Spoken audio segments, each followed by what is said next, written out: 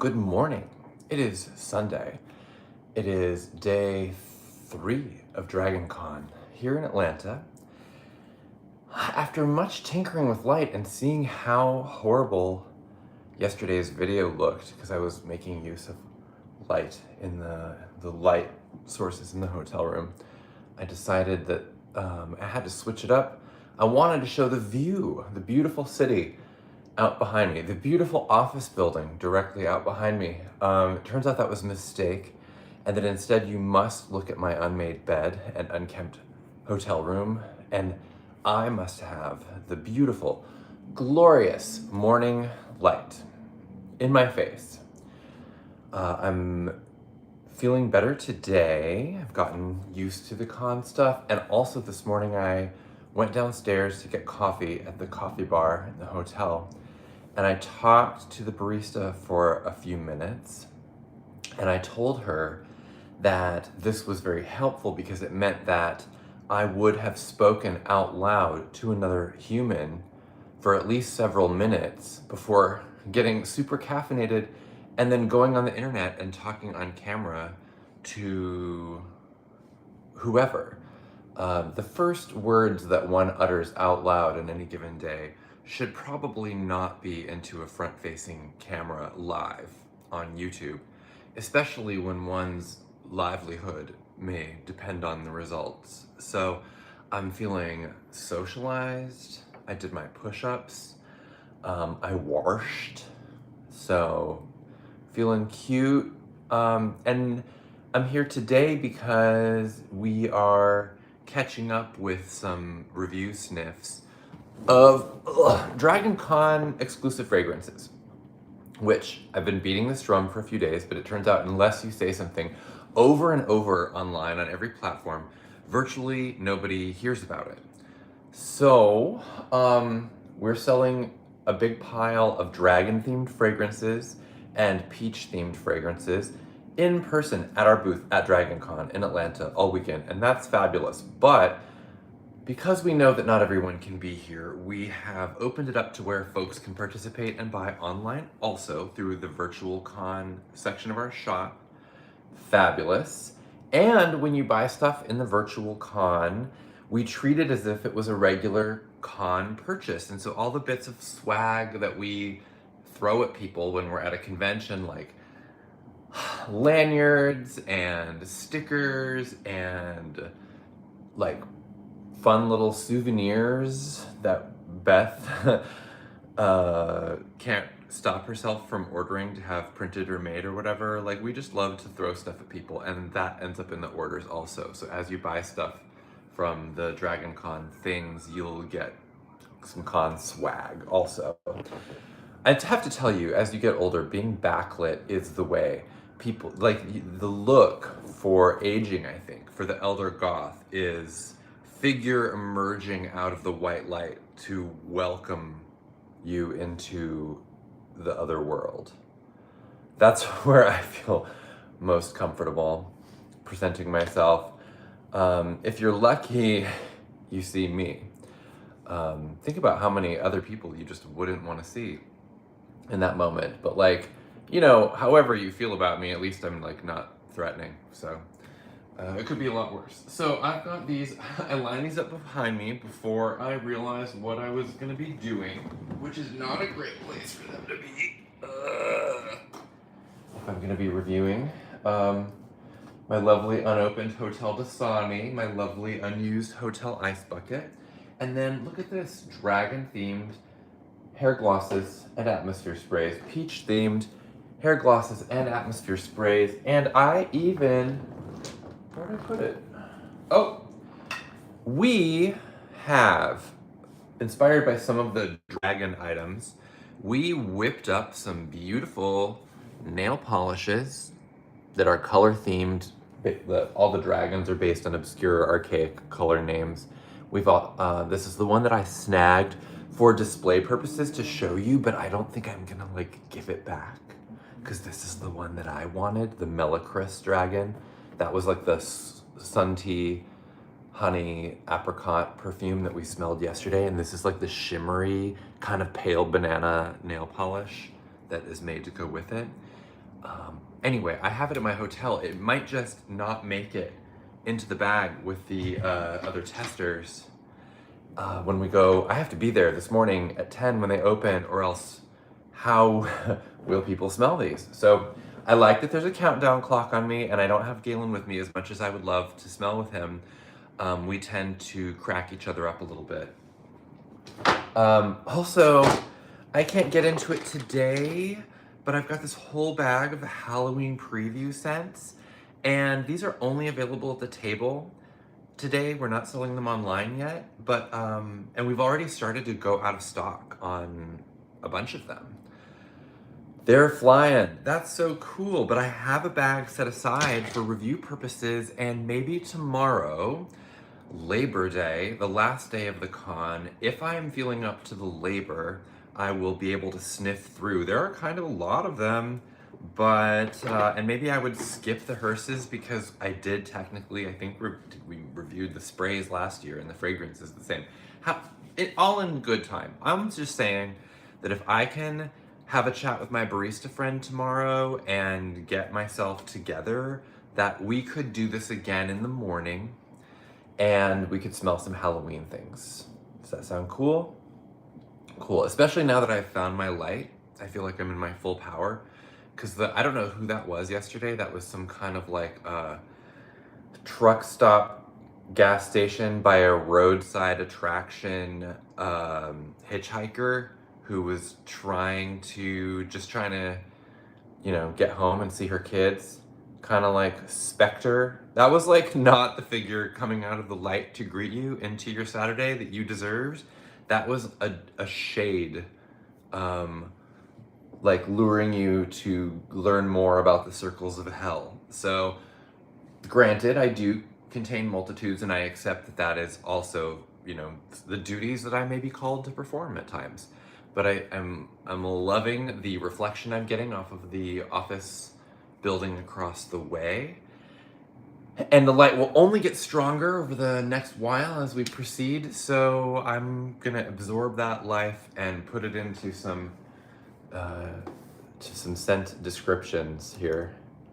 Opening trusty laptop where the actual writing is for the ones that require it, and off we go. All right? So alphabetically, which I always say is a great way to do almost everything. I didn't, invent doing things alphabetically, but I like to think that I have helped contribute to its popularity by participating enthusiastically. Try it. It's just like, it'll help. We're gonna start with Cerise Dragon, okay? The Cerise Dragon, oh, you might even be able to see these better now because the light, and also they're on the much bigger bottles.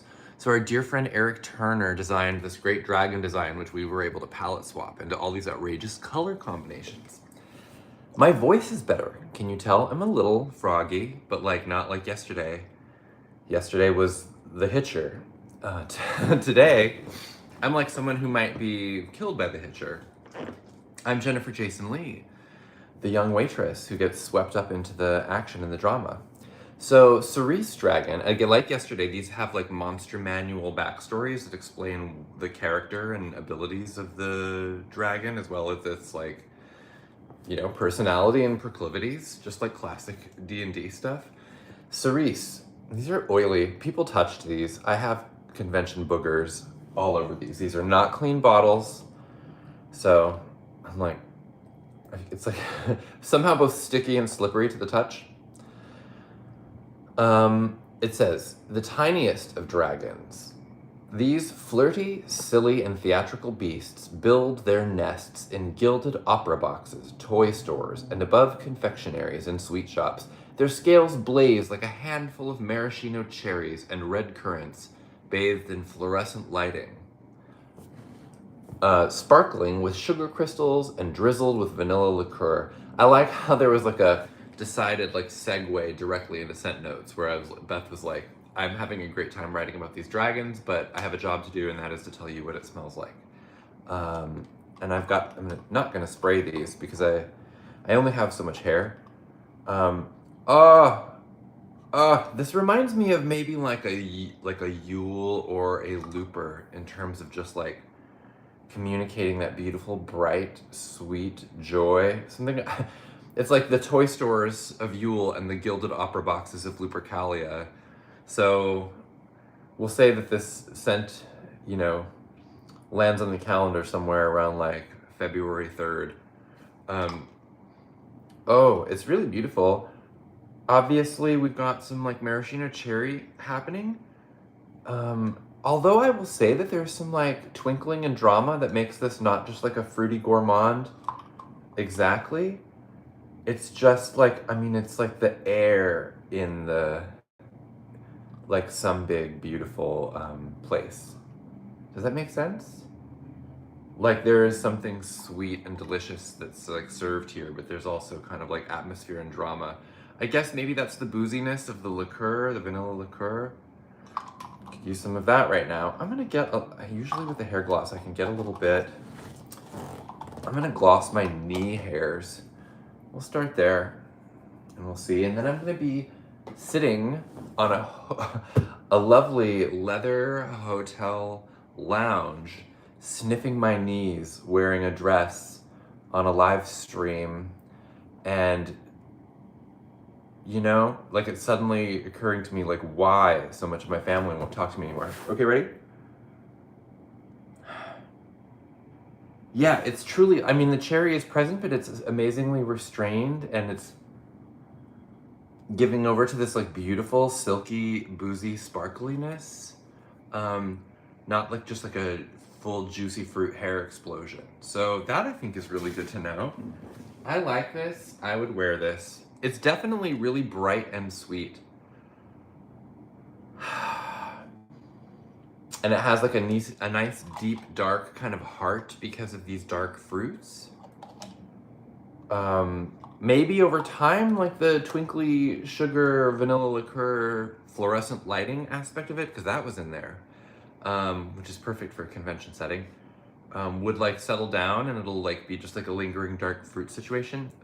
Maybe somebody who actually bought it will be able to have like tested it for longer on actual hairs. But you know, I could divide my mullet into like 8 sections or whatever, but I can't smell back there is the thing. Whatever happens in that party in the back stays back there for the most part, or it's just none of my business. So that's Cerise Dragon. The next one that we have is an atmosphere spray, Coquelicot Dragon atmosphere spray. I don't know if I'm saying that correctly, but if you're out there like hardcore correcting people on archaic terms on the internet on a Sunday morning, then get a life. Cheerful, loquacious, and attention-grabbing. Coquelicot dragons are bold, confident, lively, and crackling with infectious laughter. They are most often perched at festivals, concerts in the park, and block parties. Their scales of citrus zest, wild poppy, red carnation, crimson amber, mimosa, and pink pepper gleaming in the sunlight. This is just like a list of many of my favorite things. So, and also it is a spray, so I'll be able to just spray this at home. I don't have to worry about glossing the hairs. It has like a beautiful kind of like cheerful, a cheerful, easygoing boldness. You know what I mean? Like, I mean, it's bright ass orange. There's like a lot of like red undertones here. So it's like, you think about like the heart opening exercises in yoga and stuff, and that, or like beautiful like Leo energy or whatever. So many just like, it's a mix of like lovely, calming influences, like softer, creamier, like the carnation, the amber, and then you've got like these like spikes of things like the zest and the pepper, and the wildness of the poppy, the redness of the carnation, the crimson of the amber. Like it's really interesting how the colors of things lend a character. Other, because you know you could do a poppy, carnation, amber, mimosa scent that would be just much softer and more understated. And instead, this just like it's lively and friendly, and it's, you know, it's got some sweetness, but it also kind of goes into this lovely, you know, like herbal floral territory. The citrus, just beautiful. I do feel like I'm like somewhere fancy. It's funny that it has an outdoor description: festivals, concerts in the park, block parties, because I'm like, this smells like a fancy place that I'd like to go indoors and be away from people. But that just could be day 3 of the convention talking. I will be very happy to spray this in our home. Some of our sprays at home we use in the front hallway to kind of mask the mustiness of living in a building that was built in 1909 and has been many times populated by tenants who have like cats.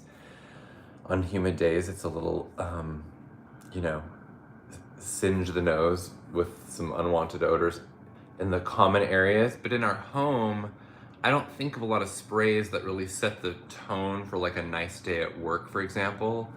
This is gonna be one of them. I'm excited to have this. Next, we're gonna go to Flame of Burnt Brandy Dragon. Funny story, which is that on the bottle, I don't know why, I think I designed the artwork for the label, and it doesn't say Flame of Burnt Brandy Dragon. It just says Flame of Burnt Brandy. On the website, the image, which I also designed, says Flame of Burnt Brandy Dragon, and it makes me think that at some point a line of text just got bumped down. You know, that's Dragon Con, baby. I do know that I have in my head for weeks now been singing Flame of Burnt Brandy, Flame of Burnt Brandy in my head to the My Little Pony theme song. And I cannot wait for that to end. Maybe it's like The Ring, and now that I have like said that out loud to other people, and now you did that in your head, the curse is lifted. We'll see. The Flame of Burnt Brandy Dragon, all separated by hyphens, Flame of Burnt Brandy, all one name, a decadent, daintily debauched, and delightfully improper dragon. Flame of Burnt Brandy's love, scandal, and sparkle, and whispers of delicious nonsense. They make their homes in seance parlors, stately manors, and abandoned ballrooms, and their scales flicker like flame on a holiday pudding. Lavender, lilac, and lemon peel curling over brandy-soaked honeyed fig and sugared plums. Those who have been doing the BPAL stomp for a while will note that having, you know, she even said like a holiday pudding, and then the notes, it's like, this sounds kind of like a Yule, does it not? This sounds like a beautiful, possible, like a Yule fragrance that we would do. I mean, it just sounds actually really astounding. What's funny too is this dragon looks so sassy. In the bottle, it's like amazingly sophisticated. You know, you've got your brandy, your lemon peel, your lilac, and even like the brandy and it's like the fig and everything. Like these are sort of like lovely, kind of like mature notes. And as far as like dessert is concerned, it's certainly no soft serve, you know? This is like, as much as the description talks about like, you know, I mean, I guess delightfully improper. You think about maybe more of a delightfully improper older woman, like Gladys from Weapons. You know, your Endora, your whoever, that's where we're at with this, because it's not that sweet. It's like the lavender and the lilac and the lemon. Like you see a honeyed fig, and I am detecting the bit of that honey note, and the sugared plums, and why, yes, there is something like darkly fruity in there, but it's not that sweet, it's not that sugary. And we're gonna like gloss up my other knee hairs. I hope the leather noises are not, you know, I'm not doing them like loud leather sofa bearskin noises to be like provocative. It's just my reality. Although my reality on a Sunday morning in Atlanta in a downtown hotel high-rise, I guess, is more like erotically provocative than what other people may be experiencing. So good for me. Yeah. Um, yeah, it's like there's like hints of sweetness coming from brandy, fig, honey, plums, but overall, I'm like getting carried. It's like a little more floral. It has like some dignity. Isn't that fascinating? Like it's just like a kind of a lovely, sweet-ish, boozy floral. Um, and yeah, I don't know what else to say. It does say stately manners, okay? Seance parlors, stately manners, abandoned ballrooms. Um, there's something about the expression on the dragon's face, I think, that interferes with me having taken it that seriously up to that moment.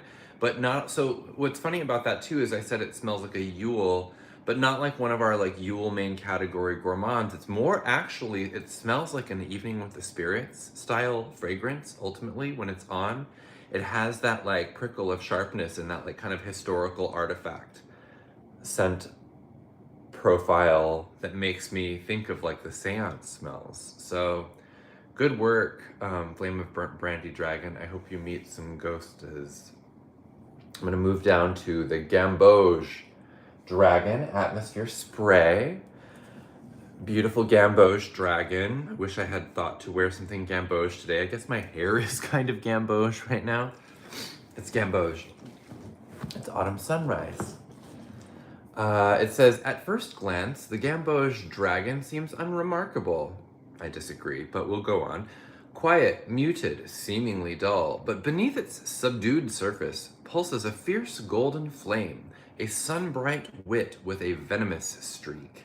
Its scales are the color of old gold, translucent frankincense tears, saffron sap, and fossilized amber. Beautiful, already wish it was a perfume.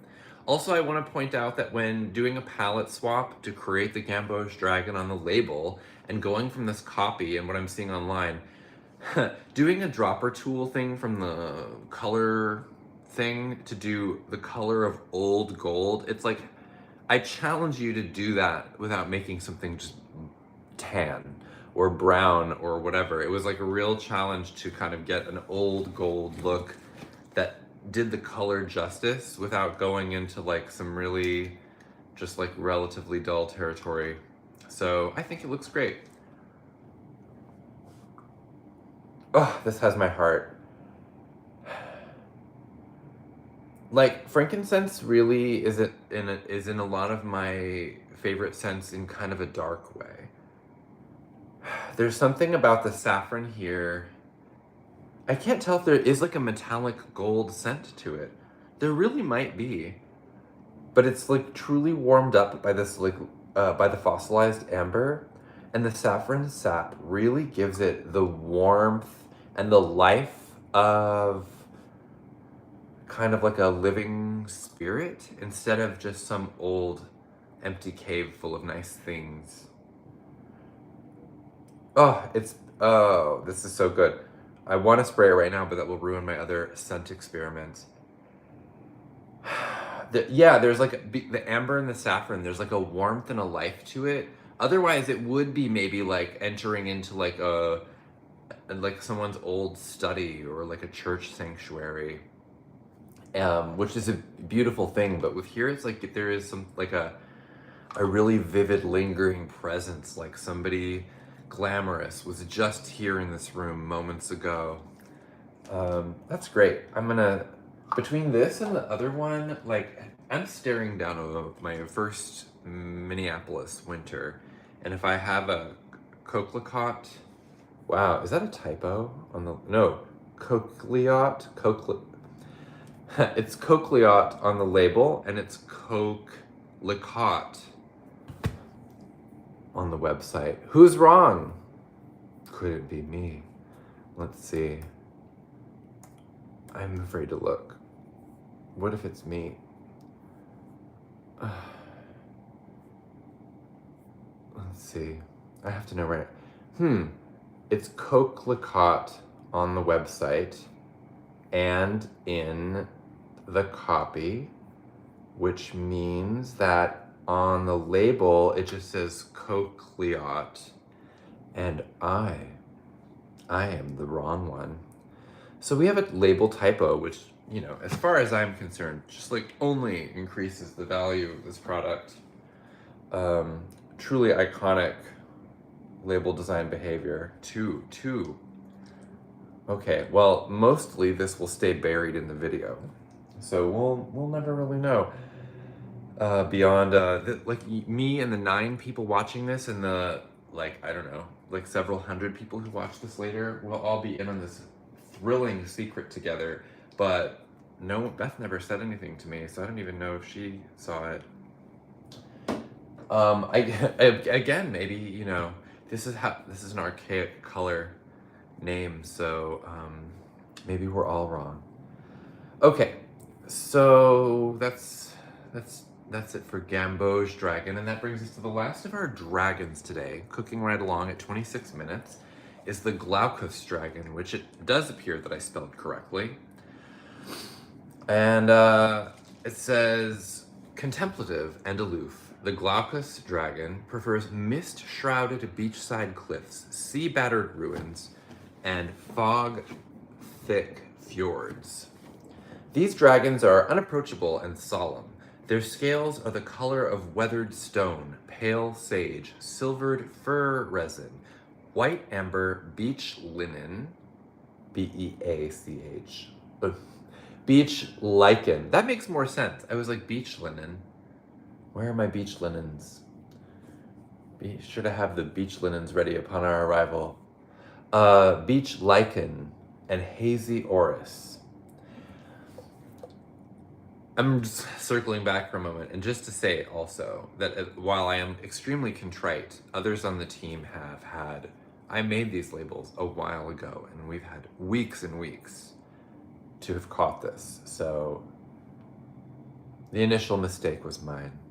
But I feel a little bit exonerated by the fact that, like, at no other point did any other eyes detect this difference. So now I'm doing, it's like the Streisand effect, where I'm bringing more attention to it. If you don't know the Streisand effect, you have to Google it.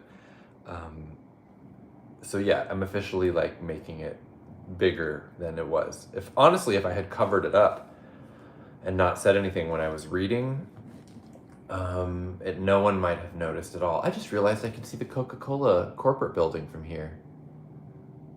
That's weird. That seems...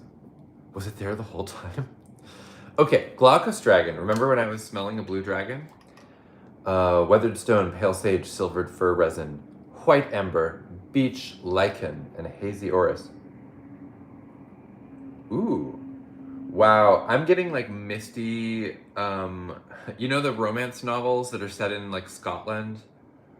And like the guy is wearing a kilt but like no shirt, or like the shirt is just falling open. Somehow the woman is wearing all the clothes, but there's just like nothing between here, like from here up. Not even an earring. Yeah, like beautiful, breezy, gusty, high hilltop, like cliffside. It's not close enough to the water where it's like a mineralic, beachy scent, really, because you're up high from the cliffs, but there is just something, you can see it in the distance. It is a color palette thing, really beautiful. Oh gosh, I love the white amber here because it really does, again, give it kind of a faint, like heartbeat, like a pale, thin, nervous heartbeat. So it seems like you're not alone up here. That's nice. It's just like pale and breathy, and it does have a blueness and a coolness to it, but like the dragon, the color described, it's kind of like a desaturated experience. I guess I will go ahead and I can gloss a part of myself.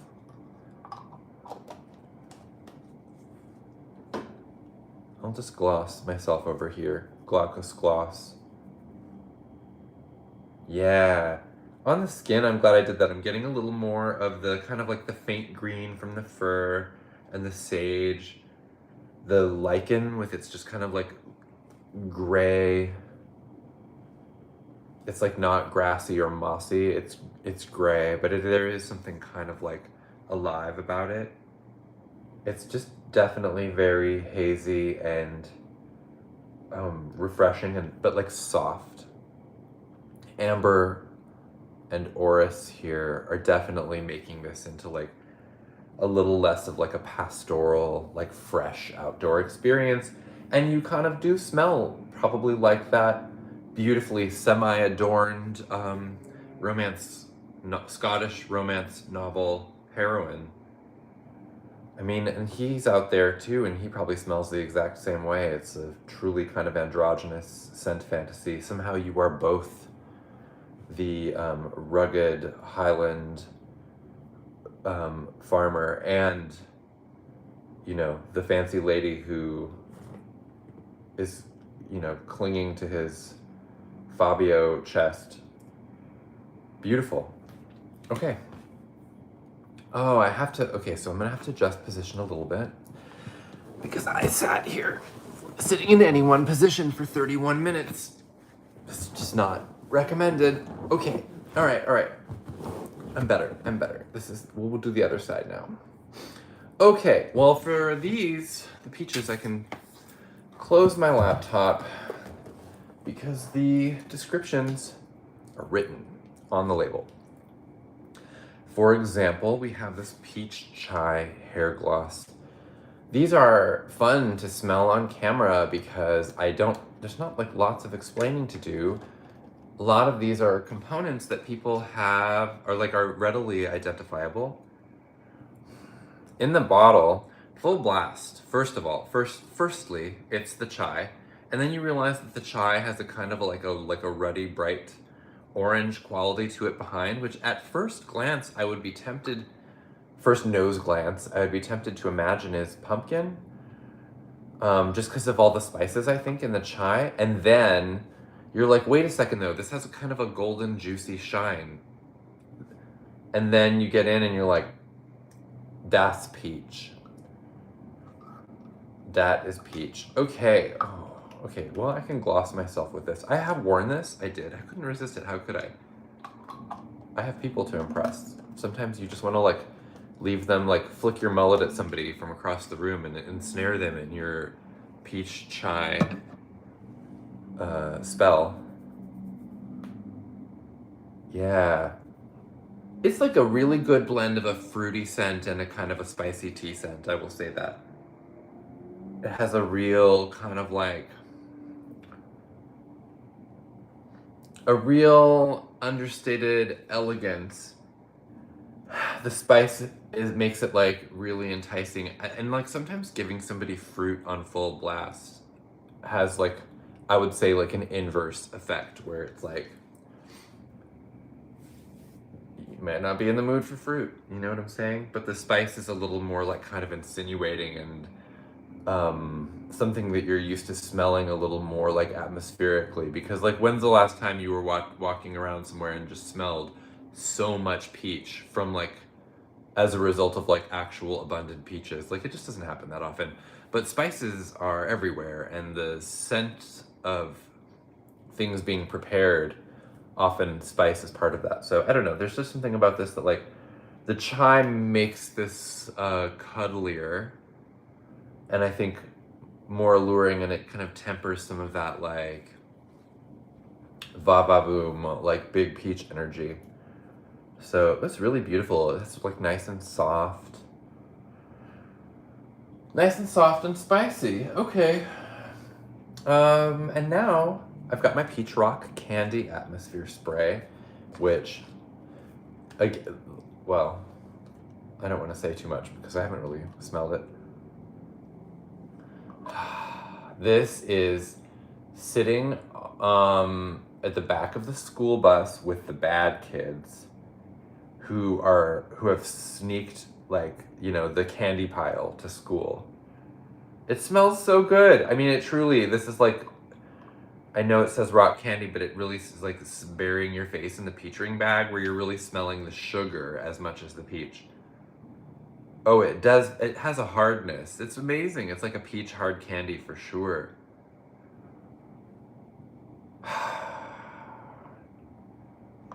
Okay, what I've always, as a child, as a very snobby gay child, I loved peach candy because the flavor seemed like it had something a little extra. Um, there was like a uniqueness to the flavor, whereas a lot of candy flavors as a kid, like fruit candy flavors, are kind of one note. It's not that I hated lemon candy exactly, it's just that there was not a lot of surprise. It's like very super lemony.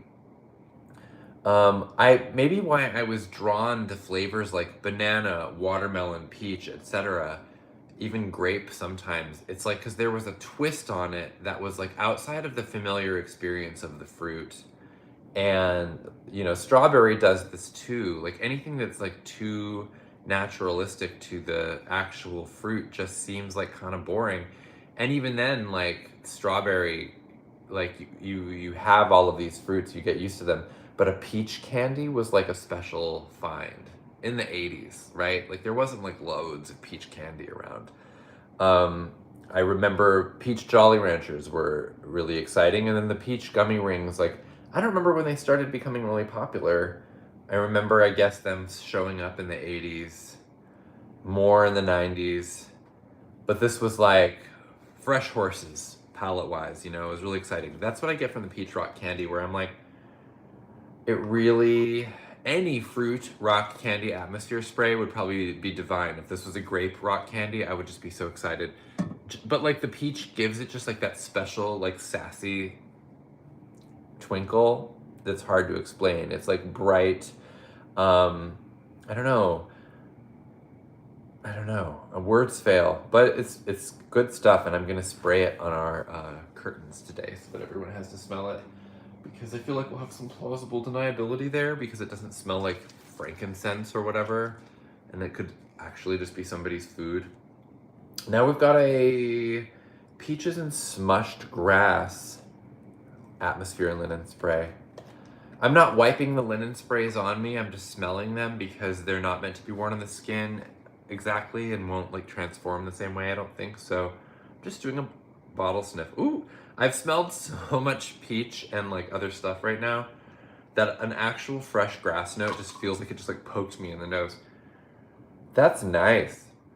In the bottle right now, the grass is really kind of jumping forward, and again, maybe it's because I've smelled so much peach in the last few minutes, and then this is like the very different thing. I do like there's this beautiful kind of like ruddy gold juicy splendor that is peachy, not like a candy peach, but just like, did it say smushed peaches? No, the grass is smushed. In my fantasy of this, the peaches are also smushed. I don't know why somebody smushed the grass and the peaches all together. Some local pervert did this, or maybe someone who was just extremely careless or accident prone. But the scent is great because a lot of these fresh grass scents are like naturey and naturalistic. And something about the presence of a peach here adds some glamour, some insouciance.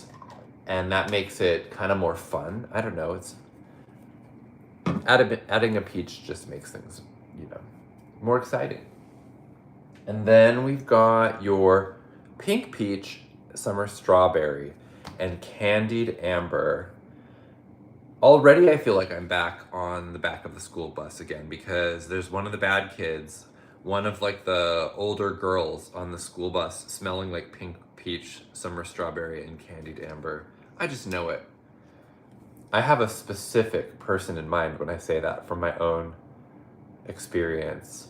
This was someone, I may have told this story forever ago on here, but like this was when we were like 17, like maybe in high school, maybe a little younger, like we'll say 16, because I was getting more rides to school with friends after 16.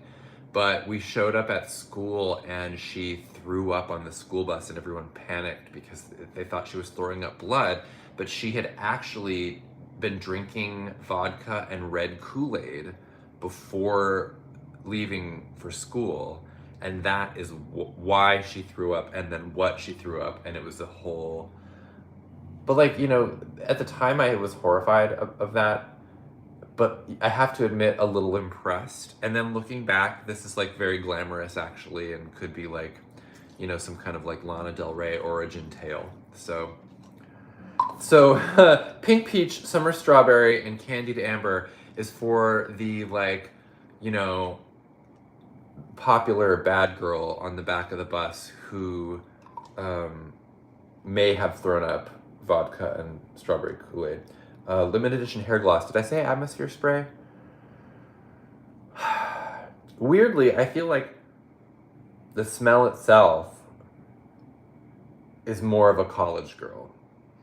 This is definitely somebody who drank last night and actually like managed to hold it down. This is fun. This is like a party girl scent, big time. Galen just sent me a text message and I'm terrified that it's a screen cap of this. And that he's listening. So Galen, if you're listening to this, turn it off. No, I'm just kidding. Hi. And if you're not listening, hi. Oh, it's so beautiful. There's like, this is one of those areas where, so because the amber and the strawberry and the candy and everything is all very like flirty and sweet, it actually allows the peach to be more of like the sophisticated, more like slightly acidic note that's like maybe like a more mature influence, you know? It actually does, I think, like bring this up a degree in elegance. Whereas if this was just a summer strawberry and candied amber, like spring break hair gloss, like I worry about that girl. But somehow the presence of the pink peach tells me that either she or someone around her has, you know, some good sense and can like try to keep it classy this weekend. It's nice. It has like an actual element of like sophistication that is surprising to me. I keep going back in. It's just like it's like a real like lovely tartness instead of just like fruit by the foot explosion. So that's nice. And then that takes us to our last one, everyone. And that's it for me this morning after this, because I have to scamper. I'm not looking at the time. It'll just freak me out. White peach fougere. Oh, to be a fougere and to meet a white peach and to end up together in the same bottle. Now, I talked a little bit about the sophistication of the peach before, and it's funny because fougere is a scent note in a lot of colognes that is sophisticated AF, y'all. And there's something about the two here where they really each bring something to the table. Oh no! Oh my god, it is everywhere. It is everywhere. Oh my gosh, this leather is gonna smell so good. Oh yeah, now I'm like erotically rubbing peach oil into leather furniture on a live stream. Oh, and all over my body. Yeah. Oh, well, at least now I am immersed and can talk very knowledgeably about the white peach and fougere hair gloss. Oh boy. Well, I was saying that they each bring something to the table. The white peach brings like this lovely softness and innocence and sweetness. And the fougere is not like a super like out of control masculine element here. It just brings something like, it's like a little fresh and it's a little genteel, and it is kind of a lovely mixture of like inside and outside, like innocence and experience. It's like a kind of a lovely complex note that I can see working for a lot of different people, because fougere is not, I mean, it has been used in some gendered ways, but like there is like a beautiful, as androgynous as a scent could be while also being a peach scent, if that makes any sense. Yeah, and this is one that will keep them guessing. Whereas with like the peach chai, it's like, oh, it's beautiful, it's beguiling or whatever, but it smells like peach and chai. And with this one, there's more of a fragrance. Like, it's like its own special brew. Someone's like, ooh. Before it's like, maybe like, oh, is somebody eating something or drinking something that smells delicious? And this is like, someone is wearing a beautiful fragrance and now I must, find out who it is and, you know, walk around behind them for an extra minute. Not in a creepy way, but just because it's like, I love telling people, especially women, if their fragrance is extremely noticeable and very delicious. I also love noticing it when men have a delicious fragrance, but I'm more shy about being like, that is a delicious fragrance you're wearing, because a lot of the men who really fragrance it up are doing so from some sort of like inverted peacocking like masculinity that like is not meant to catch everybody in its dragnet. It's like an overcompensation and like of like luxurious masculinity signaling, and they don't really want to hear it from me, but I do admire it, and I can imagine this working equally well on anyone. You just gotta have the hairs to gloss, baby, or something to gloss. Gloss your hotel furniture. It's like you just watched me lose our security deposit or whatever for the room. Well, that's my sense for today, and otherwise I have no sense. I'm gonna go down and scrounge some breakfast and smile and chat with people all day and smell a million fragrances and hopefully be back here with you tomorrow with some Halloween entertainment. And that will be that. So thank you for joining me. Remember that, I'm a terrible salesperson ultimately, because I should be reminding you like every third breath that you can buy all of these online and get cool con swag. And I don't think we've run out of any of the Dragon Con stuff yet, only the Halloween stuff, but we really may run out of these in person if people are excited enough. So online may be the way to go. Add it to your existing order that you've already added 2-3 times. Well, I'm gonna sign off now, and thank you for indulging in my beautifully lit, over-caffeinated rambles on your Sunday morning, and may it go up from here. Where else is there to go?